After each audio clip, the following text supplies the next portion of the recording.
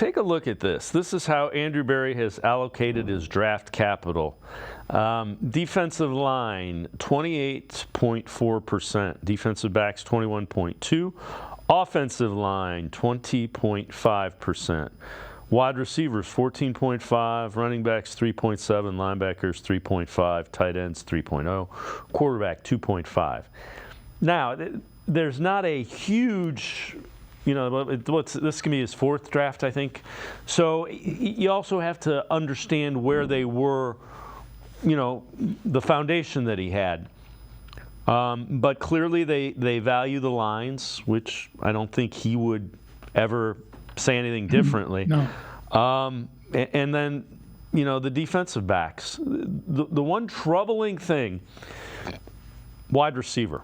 It's 14.5%. They've taken a bunch of third-rounders. Mixed bag would be generous. But, they've traded for a couple. They've traded for 3 now.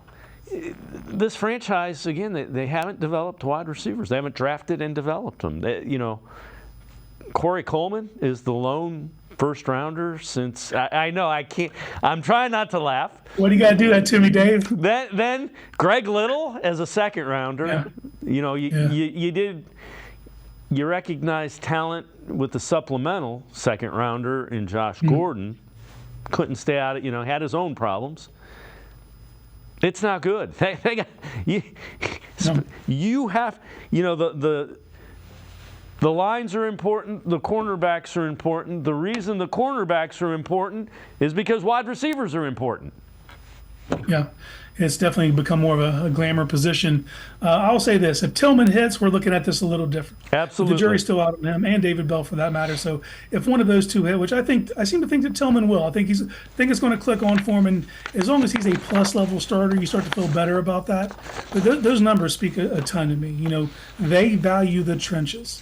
That's something. You only have 5 picks or 6 picks in this upcoming draft. Don't be surprised if 2 of those are offensive line.